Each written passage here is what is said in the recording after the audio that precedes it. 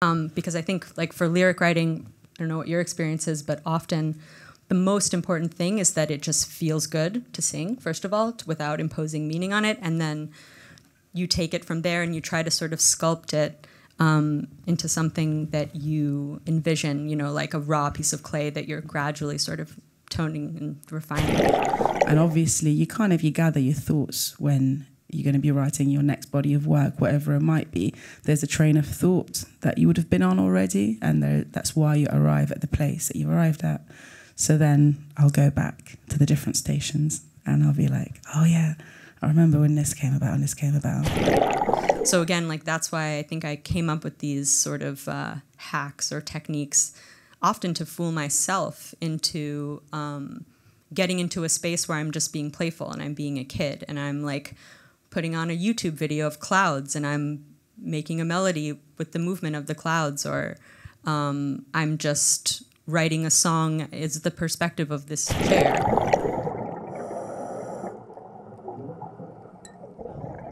Hello, hello, hello, hello. You can hear me, which is great. Thank you all for joining us at this fairly way-forward hour at 10 p.m.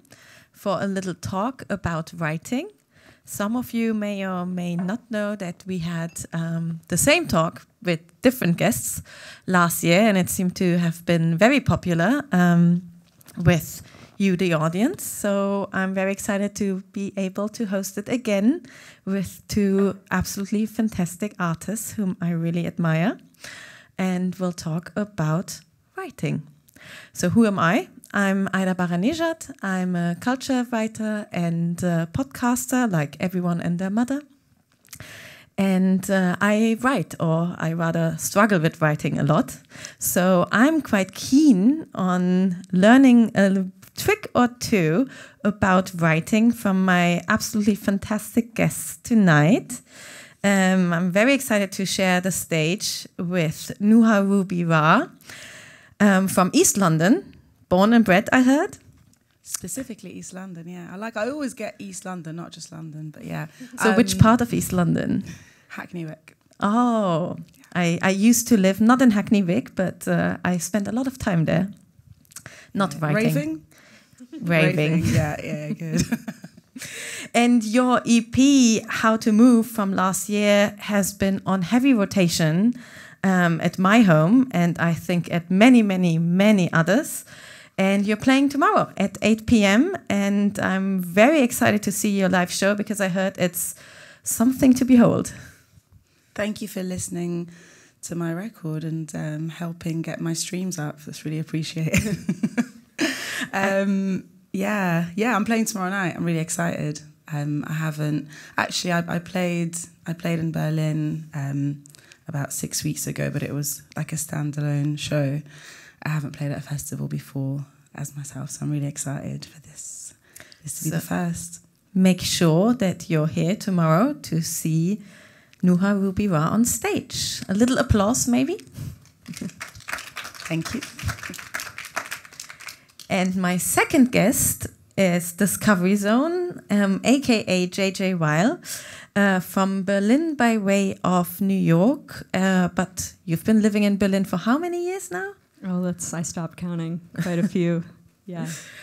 And you're not only the co-founder of the band Fenster, you're also a solo artist, a filmmaker, a writer. I would put it simply as a polymath. And you might, our beautiful audience, you might have seen JJ's or Discovery Zone's stunning and absolutely emotional commissioned work last year.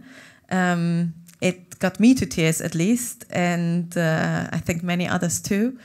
And yeah, you're also a regular guest here at Pop-Kultur. Well, thank you for that very kind and generous introduction, Aida. I'm happy to be back here, and I will be there tomorrow. And I really like your boots, by the way. Thank you. Yeah. Thank you very much. I like both of your boots. It's boot. We're giving boots. And I could spend an hour talk. Both of us. I thought you meant both of these. Thank you. So all four. Anyway, I could spend an hour talking about shoes, but we have a a much more pressing topic, writing. As I mentioned, as a writer, I gotta be honest with all of you. Writing is the most beautiful thing and the most horrible thing to do. I, with more than a decade into writing, am scared of every empty page. And starting with you, Nuha, while preparing for this talk, I kept thinking about your song, My Voice. So what does your voice mean to you? The song or my voice in general? Your voice in general. My voice in general. My voice in general, the way that I use it within music, I think, is different to the way that I use it in my normal day-to-day life. With music, I am a lot more honest. I'm not dishonest in my normal life, but I share my feelings, I think, more frankly through music. So it's used quite differently. I'm a lot more confrontational, I guess, a lot more upfront. I am pretty outspoken in general, but I think I don't sugarcoat things as much when I'm speaking through music, whereas maybe I do in my day-to-day life a bit more. What does your voice mean to you as an artist, like your artistic voice, your perspective? It's quite narcissistic, to be honest with you, because my subject tends to be often myself, and I think one of the reasons that I make music or art in general has been as a kind of a bit of therapy for myself. So unintentionally, I've ended up mostly making songs and making music or making art that's about getting out thoughts that I find difficult otherwise to. And that I realised is maybe more useful than I initially thought, because we all have shared experiences. I think there is probably a very small handful of emotions that all humans experience, maybe like 5 or something. But they play out in like millions of different ways. But there is always a connection with people. If something feels very personal to you, a personal struggle, it actually ends up being a shared struggle. So it ends up kind of accidentally being a bit of like human, social and emotional commentary. So in that way, I found it to be useful. I had initially thought, there's people that are probably using their voice, which I do actually genuinely believe people using their voice for reasons that are a lot more righteous than I am. But I think mine is maybe sometimes helpful as well. Thank you for sharing that. JJ, how about you? What does your voice as an artist mean to you? It's a good question. I really resonate with what you said in terms of this, like, we all experience these shared emotions, maybe 5, give or take a few. And sometimes it feels to me when I'm creating that it's like you find this sort of like skeleton key of emotion that it's hard to kind of explain or grasp. It's kind of ethereal, but when you lock into a place in yourself where you're creating something and you feel like you open, and when you share it with someone, if they kind of feel it too, it's like you've unlocked this little portal to a shared experience. And my voice as an artist, I think it's interesting because I think we all sort of wear a mask in a way as performers in different senses of the word. Maybe some people wear the mask of their how to use my words, their authentic selves, let's say. Some people kind of literally put on, a wig or play a character. So I think as a solo artist, my goal has not really been to create a character with a voice as much as a space in which to create. So I find that my voice as an artist is very amorphous, and it can embody a lot of different characters within that space.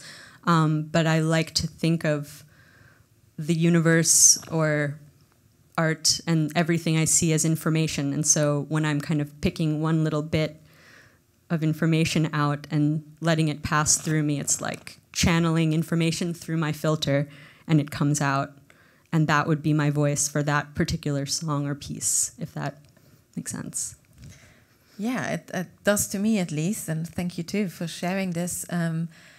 I could basically toss my questions out because both of you have already said so much that I want to latch on and continue talking. And JJ, you mentioned the concept of a key, which, funnily enough, is also part of your album cover for your solo debut.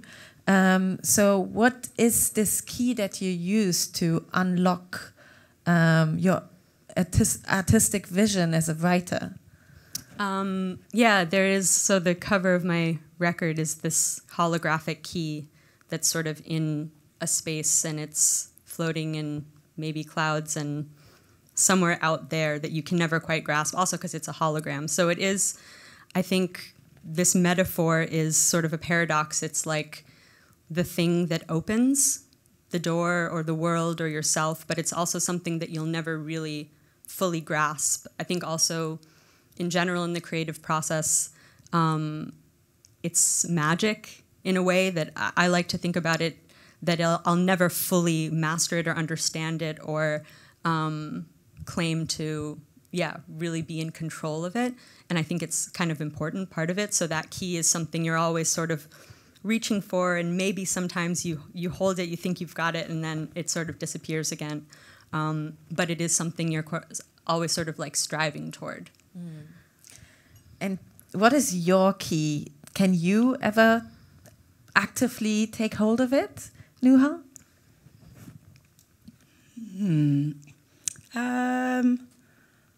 I think every now and again I find a key, but it's just to the next door, and it doesn't open like all of the doors. It's just, I don't know, so far I've been, I think, lucky enough to just be like, oh, I need to go there, and I just be like, oh, there is the key, and then I find the key for that, and I've got no idea how to get to the next one. But then by the time I have to do the next one, I'll just like find it in my back pocket or something. Yeah.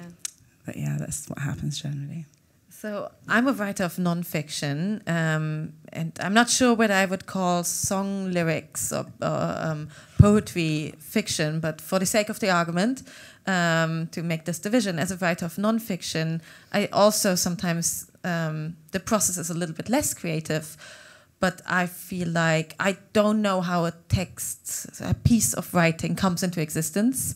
I am in agony for like several days, staring at a blank page, and then suddenly something happens and something appears, usually a deadline that unlocks something. So in order to brave it better next time, I would like to talk about your processes of writing. So JJ, you write lyrics for your own musical project as Discovery Zone, but you also write prose, you write scripts, film scripts, and you write with and for other artists. So how do you write? How do you know which piece of writing will become what kind of art? It's so, specific to each project, I guess. And it is kind of this very intuitive process that goes on like pre-linguistically internally for me. So it's funny to talk about it in front of strangers because it's like, your most private sort of space is this creative space. So I think the first time I kind of consciously started thinking about that process was when I was writing lyrics for someone else, because it suddenly became externalized, and I had to pay attention to what I myself was doing, which I don't know if I ever really was consciously sort of narrating that. I think it was just, I'm doing it, and I don't completely understand how it happens, but then it does.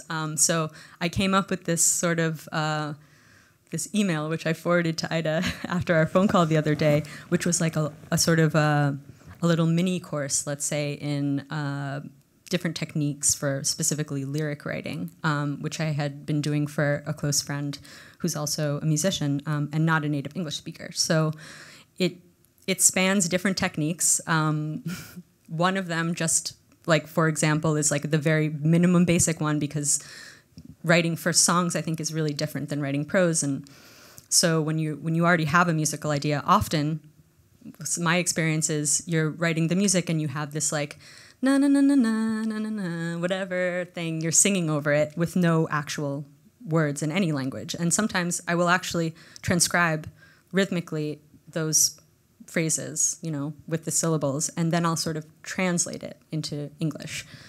Because I think, like, for lyric writing, I don't know what your experience is, but often the most important thing is that it just feels good to sing, first of all, without imposing meaning on it, and then you take it from there and you try to sort of sculpt it into something that you envision, you know, like a raw piece of clay that you're gradually sort of toning and refining.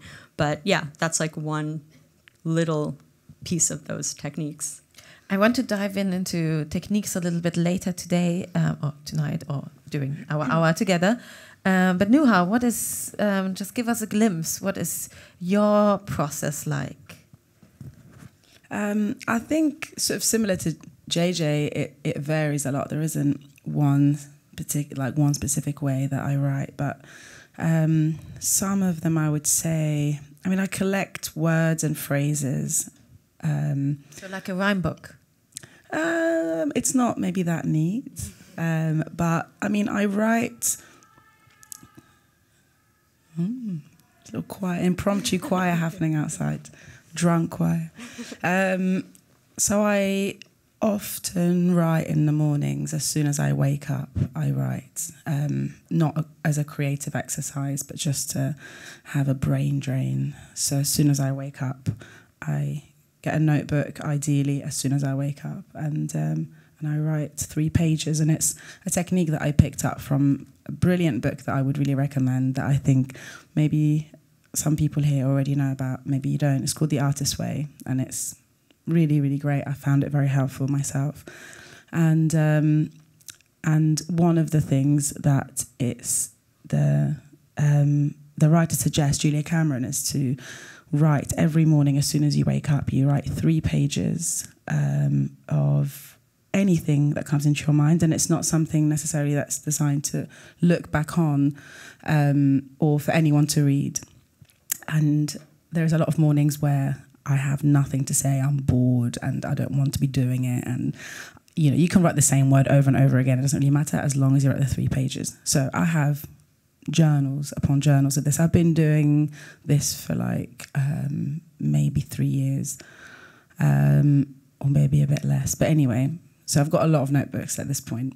And every now and again, I'll write something and I'll know that there is a phrasing in there, or there is a theme, or there is something in there that I'm like, kind of like pokes my interest.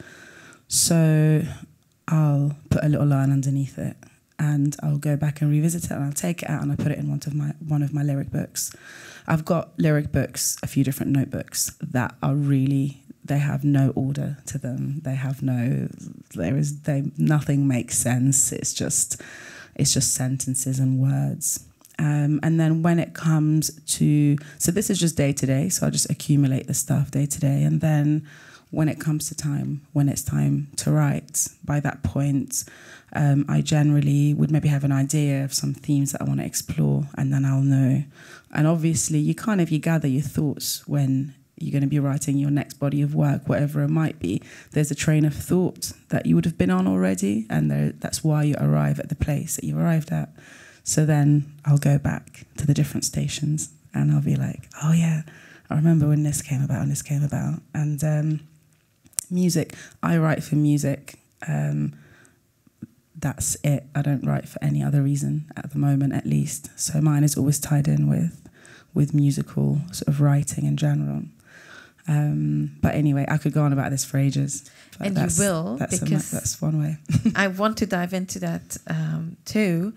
But I'm really interested, before we talk about the intersection of different art forms, writing music and writing words, I'm really interested in the materiality of writing. So when you write in the morning, do you write by hand?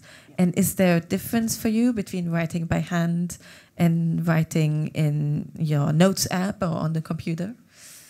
Yeah, massively. One of them, if I write in my notes app, I can read it back, so that's quite useful. But it doesn't have.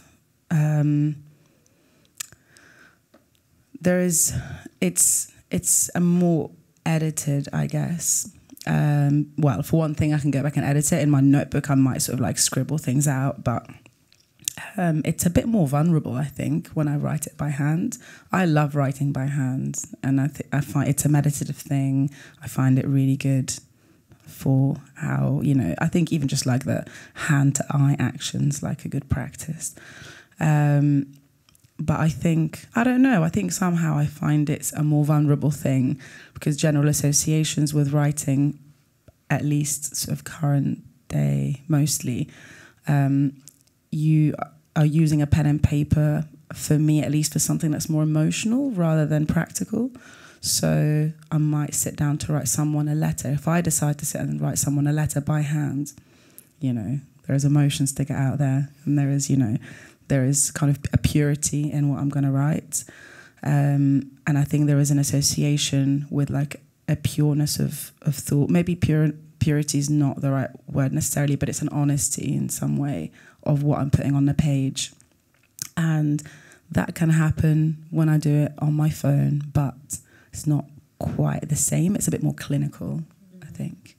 For me, writing by hand, I've become very lazy writing by hand, and I can't even imagine that I used to write like pages and pages when I went to school, all by hand for several hours straight. Germans will remember Abitur.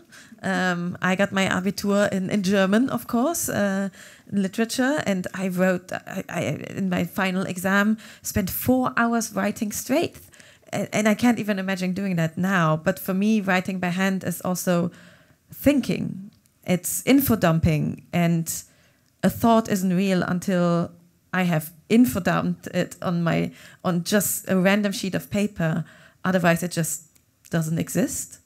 So, JJ, materiality of writing in you. Do you write by hand still? And do you keep notebooks? And what do they mean for you? Like, tangible pieces of writing? Yeah, it's interesting. I have a similar experience. I think the materiality of the interface between your body and your thoughts is definitely not a detail.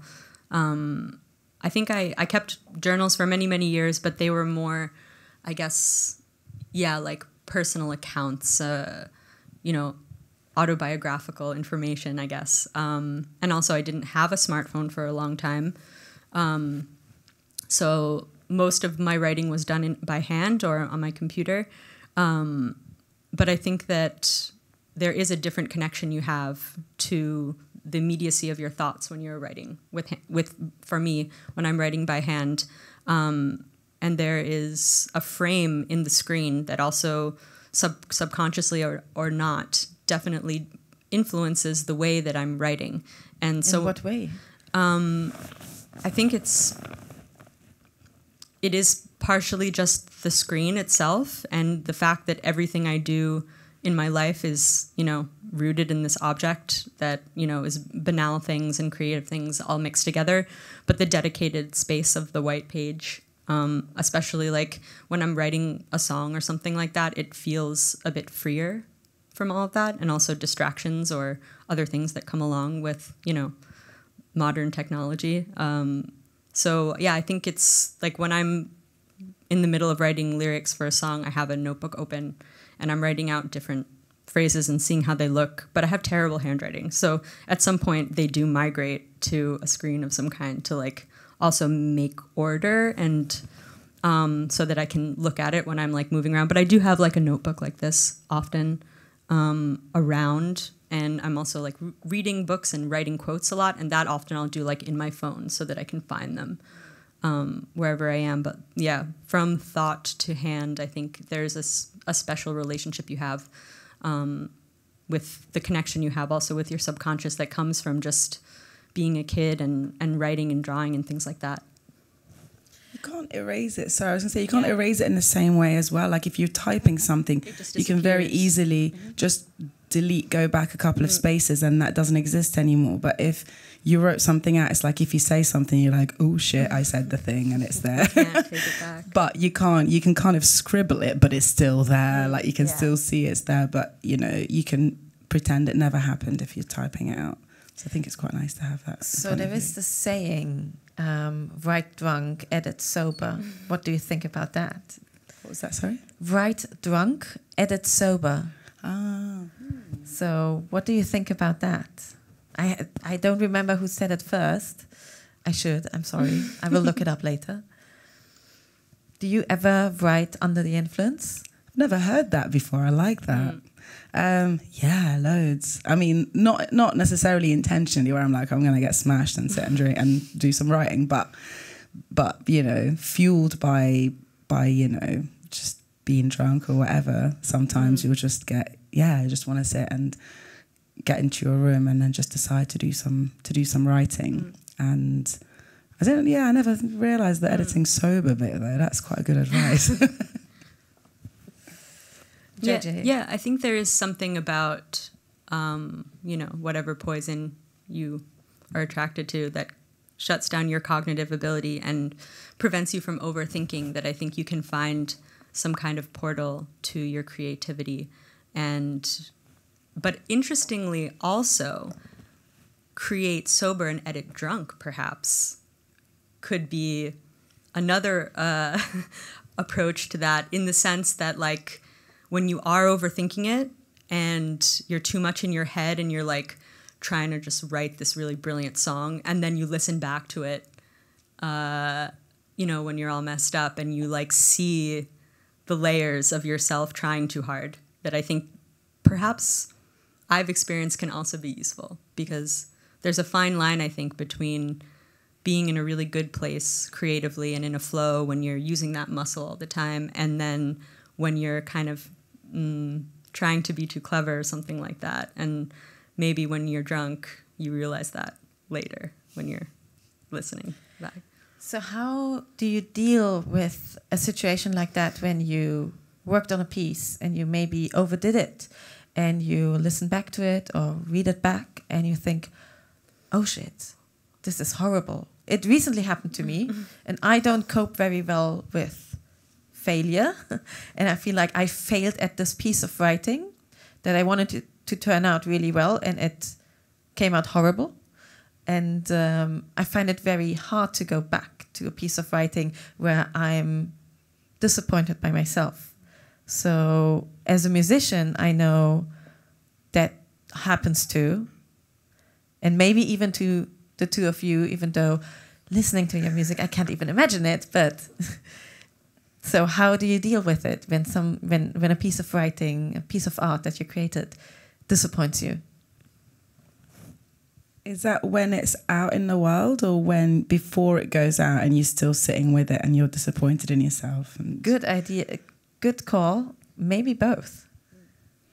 When things have gone out into the world and I haven't been very satisfied with them, I've generally known it before they've gone out. And it's not happened very often, but on the occasions that it's happened where I'm just like, this is not the best that it can be, but it has to go, and I think I can live with it, but I'm a bit disappointed. I just let it go, because you just have to do things and they have to just go out into the world, and whatever reason it is that they had to go out, they needed to, you know, you needed to have that experience and be able to let go of it. I think, you know, perfection is I don't know, it's a bit of a killer. I think it's like one of the most stifling things in creation is perfection. So I think it's a good exercise in letting go. I've been disappointed many times in the writing process. And if I still have the thing, then, you know, my advice would be just leave it to one side, go back to it a few months later, look at it with fresh eyes. But if you don't have the option, then, you know, you don't sleep and you have a really horrific time until you have to finally give it in. But if you have to give it in, just do it, let it go, and then go on to the next thing, because hopefully there'll be a next thing. You're going to have somewhere else good to go from where you are, or else, you know. So, yeah. Thank you. JJ, especially you with the range of techniques that you have, what advice do you have? I agree, perfection can be a killer. It's sort of a feedback loop because it doesn't exist. And I think, when you make a record, it's called that because it's a record of the time that you're existing, and you're the person that you are then when you're making that record. And there's tons of stuff I've made that I listen to now and is like so cringy and painful. And I see myself, in that place of my life. But, you have to have love for that version of yourself that was there and brought you to where you are in the present. So I think it's, every artist also I've ever loved and respected. There's a song where I skip it. I'm like, it's not my favorite song. And like everyone who hears your music, or someone like, we all have very personal relationships to the music we listen to. And like, it's also fine if some song I've put out that I think is now years later not that great, that someone loves that song. I'm like, great, it doesn't belong to me anymore. And it's not my favorite song or not how I would make it now. But it's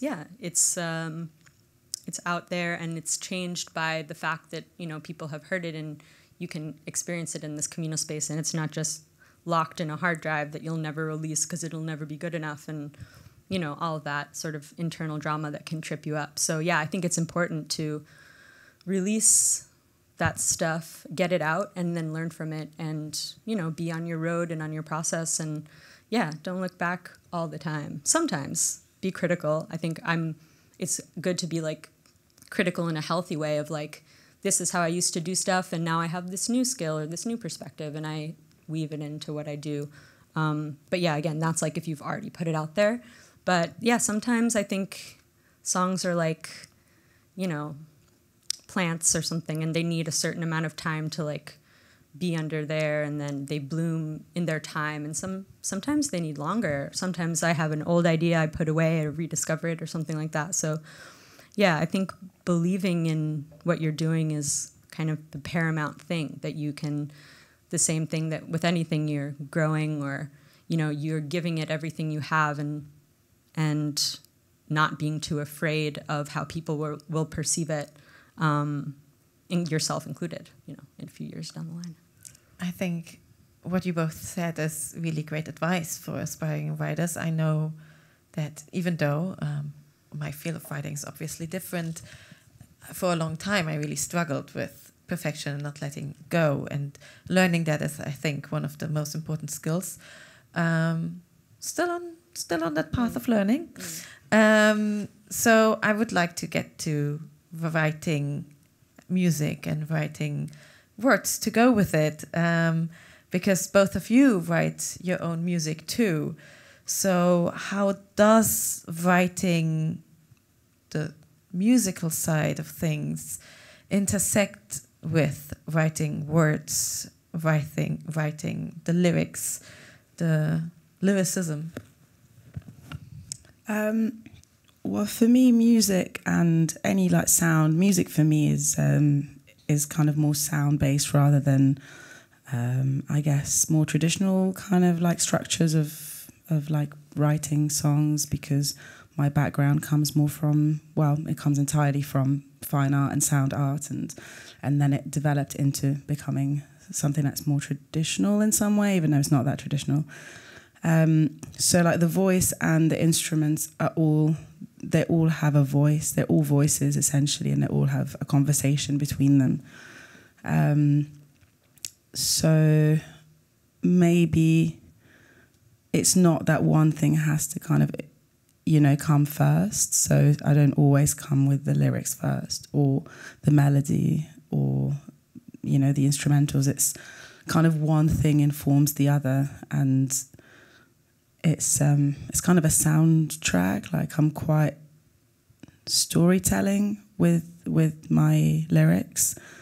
With the EP that I have out already, it's maybe, it is mostly very storytelling, I would say. And then My Voice, which is the last single that I released, which is not part of that EP is kind of a more minimal, kind of broken down, kind of like reduced, I guess. I think I like did a reduction on loads of words, and it's kind of a little bit more abstract, but there is kind of like more of a, you know, it does come from something that's more storytelling.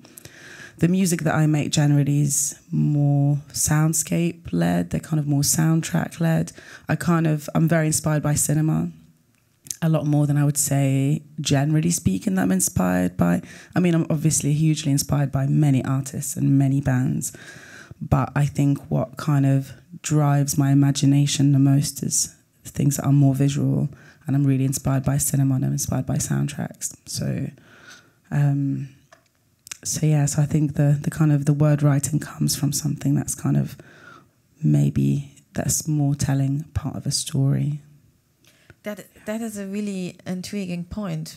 And JJ, maybe you can elaborate from your perspective, especially the way you described one of your writing techniques, going with basically Dada, just sounds and translating them back. And what you just said, Nuha, about storytelling, getting those two things together. How do you know which theme to pick, which content basically to pick for a song that at first has no meaning as such, which story to stick with? What you just said, Nuha, to put on just a soundscape without any meaning as such yet. Geez, it's so personal and so specific. Like, I mean, I think your very inspiring technique of writing every morning, which I think I'm going to try. I think just in general, like if you're a pianist, you know, you're doing scales every day to like warm up your fingers. And if you know, when you're in a flow of like writing a record or something, you're kind of occupied with that every day, and you're just doing it a lot. I think that's not really, it sounds very obvious, but it's not really a detail. Also, I think that part of the difficulty often of, you know, this famous writer's block or whatever people want to refer to it as, creative blocks, just comes from the fact of like not being able to get past that blank page. So again, like that's why I think I came up with these sort of hacks or techniques, often to fool myself into getting into a space where I'm just being playful and I'm being a kid and I'm like putting on a YouTube video of clouds and I'm making a melody with the movement of the clouds, or I'm just writing a song is the perspective of this chair and thinking about lyrics outside of my own sort of like narrow, self-conscious, neurotic, blocked place or something like that. I think often it is about really just getting yourself to start doing it as a way into your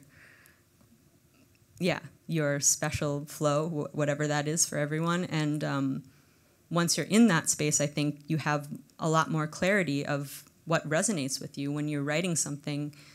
There isn't like a textbook about what a song should be about, so it has to be getting to a place where you can actually channel the clarity of what your feeling is and distilling it into that song. So I think, yeah, it is quite like amorphous, the muse of, you know, that place of creativity of knowing when you've got the right thing, because sometimes it's the opposite. Sometimes it's like a super happy song and the lyrics are about, you know, falling off a building. You know, it's like always, there's always another side, I think, to, you know, what you want to say and creating dimension in that. So, yeah, it's a little bit of a tangent. But I think, yeah, what I'm trying to say is there's no right way to find meaning in something. It's more about, like, doing it enough and getting yourself in the habit of writing and writing enough that you're not self-conscious and you let yourself be playful and make mistakes so that you can get to that good bit. I think that's really great advice from both of you, to not be precious with words, be abundant, just write a lot and maybe toss 90% of it, but there will be a nugget of something you can use among the rubble of words. do you ever feel constraints while writing, like writing autobiographically? Is it weird sometimes to be vulnerable? Do you write something and then think, oh shoot, I don't want to share that? Yeah, a lot. I think like 90% of what I've written is that. I think when I first started doing that, because I've played in bands for a long time, for many years, but I've been a solo artist for about 3 years or 3.5. I forget because of COVID. But when I started being a solo artist, there was a reason for why I made that record, and I had a lot that I didn't really know what was going to sort of come of any of those songs or anything like that. But I just, I kind of was doing them for myself to begin with, really. And I had a lot of things I needed to get off my chest. And I did realize quite quickly that I was going to be intending to share these with people. And it was a really helpful exercise to become very, very vulnerable and say things that I really couldn't say out loud. I really couldn't say them. And it was a very brave move for me to do that. And I was like, okay, I'm going to be brave. I was really, really not brave at the time at all. And I had very low self-esteem, and, it was not a good time. So it was, so I was just like, right, I'm gonna sort of be bold for myself and do that. And I found great freedom in doing that, and then really, really enjoyed doing it. So once I got that out, when I came to write and the next bunch of songs, then, the reason that I did that I did that in the first place, that reason ceased to exist. I didn't have to write about that stuff anymore. But I found, I don't know, it was kind of like a mischievous kind of like thing in me, kind of like arose a bit, where I was just like, it's actually, I'm really enjoying like a bit of a uncensored kind of like, unfiltered thoughts that I'm just gonna kind of say out loud to people in songs. And I mean, I don't know how things will change, to be honest. It's not, there is no way where I'm just like, this is the way that I do things. It's only ever the way that I'm just doing the things right now. It might all go upside down in a very different way next time I do it. So maybe we will have a completely different conversation in 2 years' time. But JJ, going back to your commissioned work of last year, it was incredibly vulnerable. It was open in a way. So how is it for you to, write something that puts yourself so much out there? Is there fear, or is it also mischievous and freeing? Oh, I was terrified. I was terrified that I was doing something,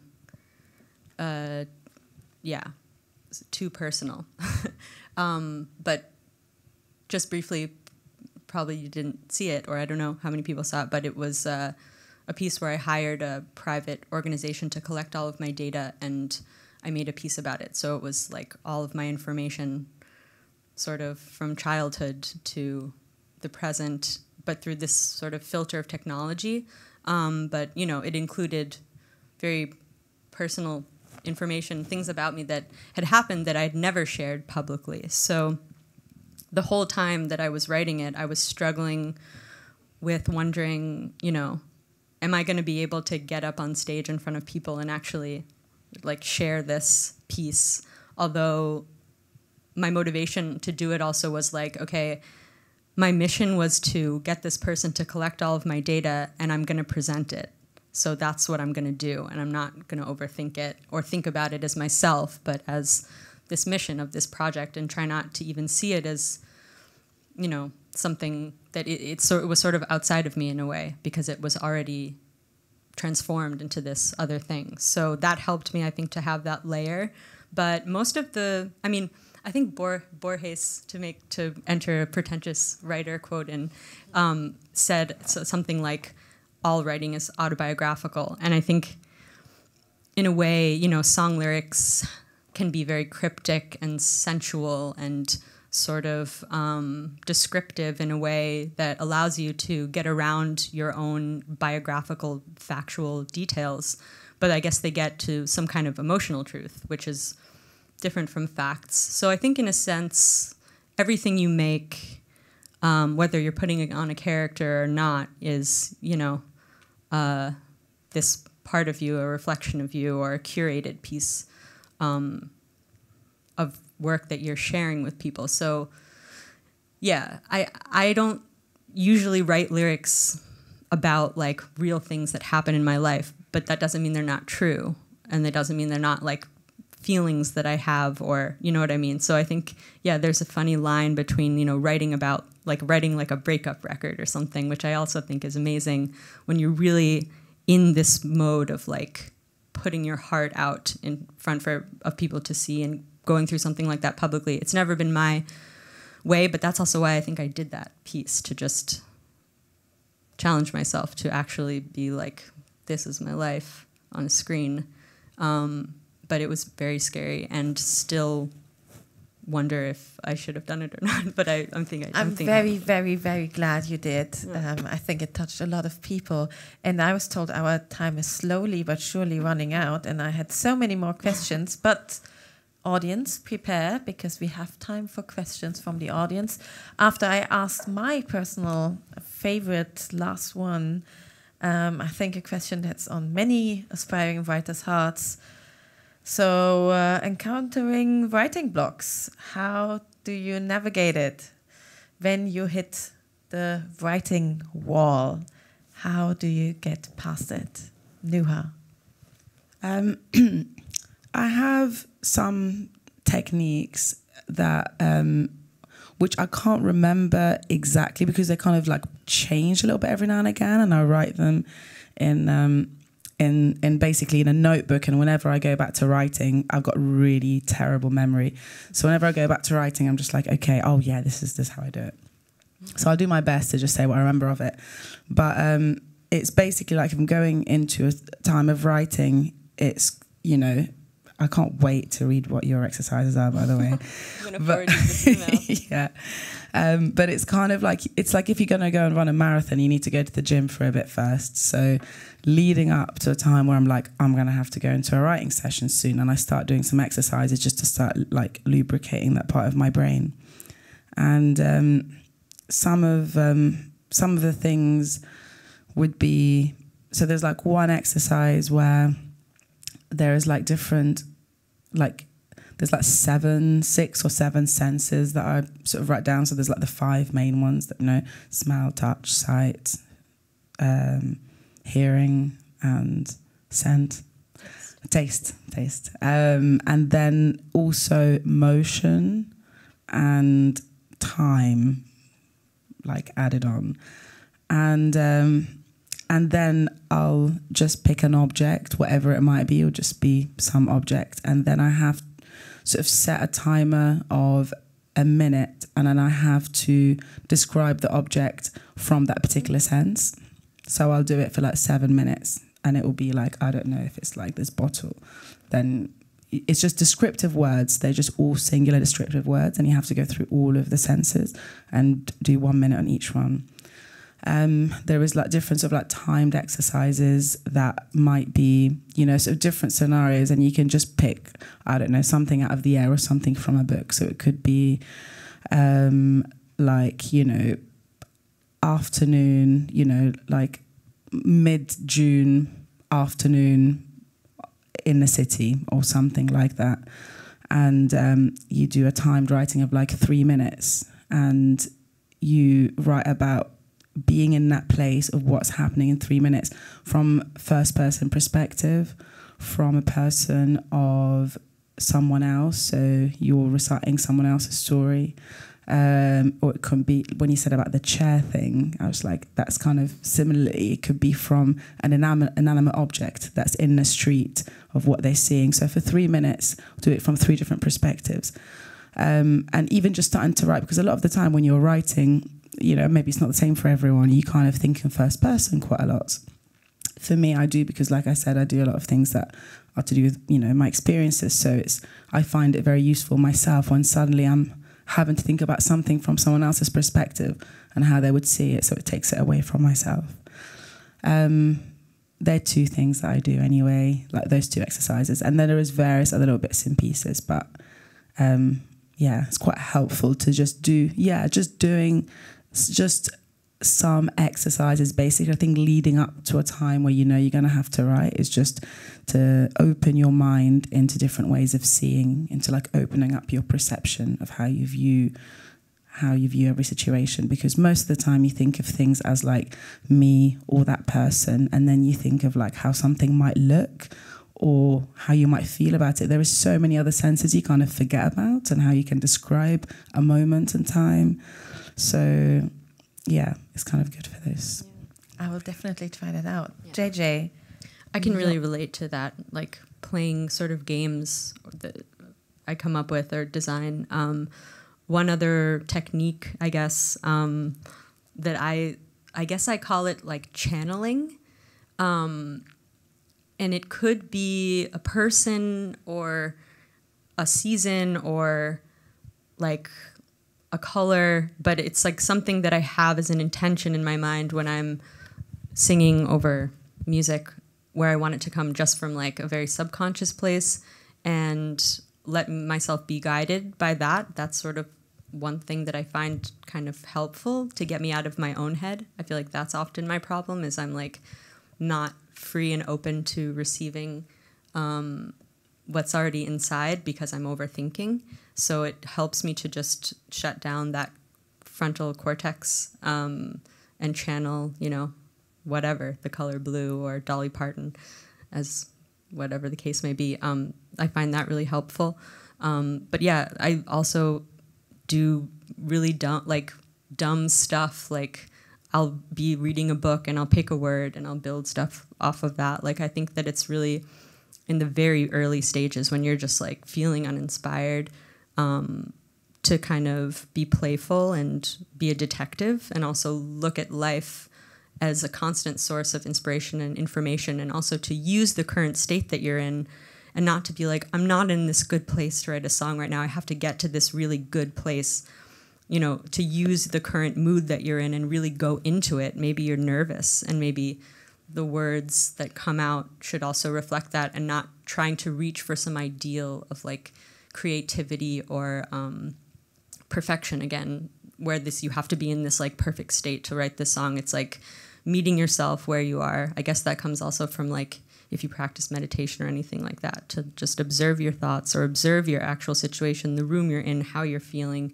your senses, and also be present with yourself and not always be grasping for something really smart, but more to grasp, you know, like what you're in at that moment, kind of thing, I guess. Thank you both so much for sharing so much with us. And does anyone from the audience have questions? Because otherwise, I have one big one to close out and so many other ones. But I would like to hear your questions. Don't be shy. It's the first thing you have to overcome when becoming a writer. So I don't see any questions yet. Maybe they will come. I think you've said loads of stuff. That's probably why. It's just like so no more things to ask. I have one. I'll skip my other questions and I'll go for my final, maybe most important one. What advice do you have for someone who's just started writing out or wants to start out writing lyrics, music, scripts, whatever? What is your best advice for writers? Wow. JJ, you go first. Don't overthink it. I think, actually, this is going to sound very basic and sort of cheesy, but I think you really have to believe in yourself, in the sense that, like, take yourself seriously, and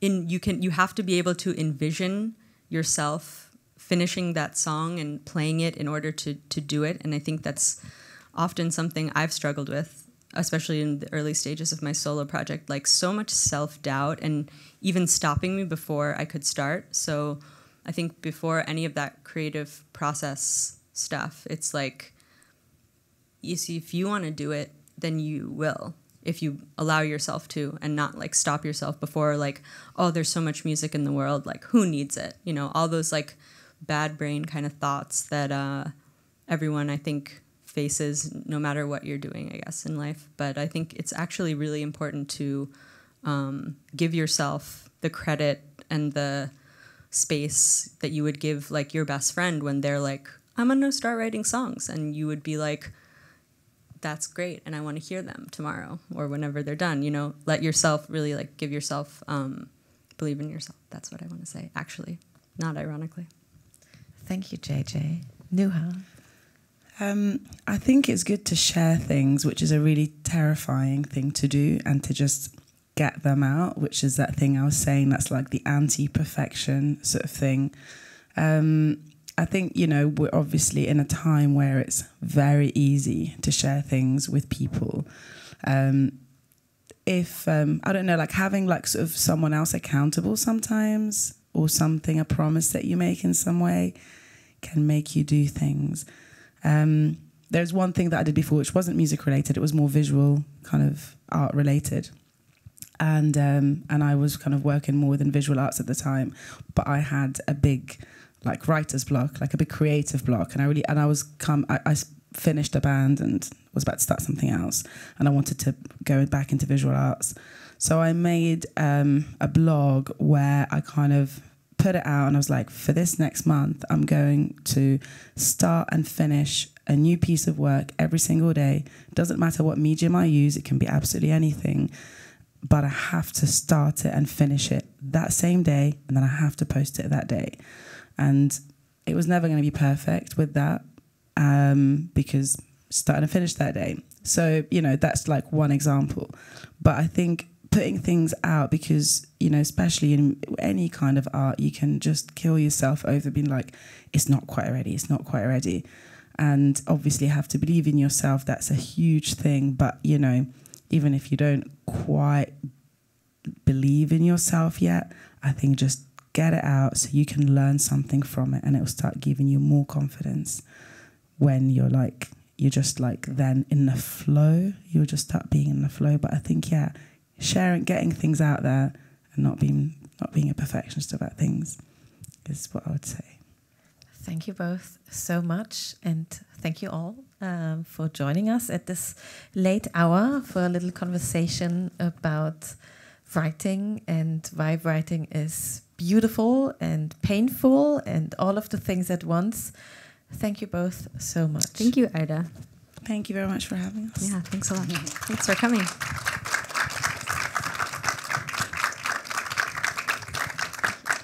And if you have any more questions, I mean, we are here, so come up.